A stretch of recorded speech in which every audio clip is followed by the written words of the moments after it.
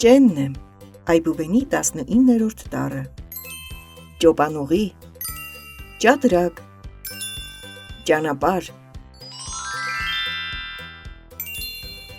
ճակնդեղ, ճարճատուկ, ճայ, ճնճղուկ, ճպուռ, ճագար։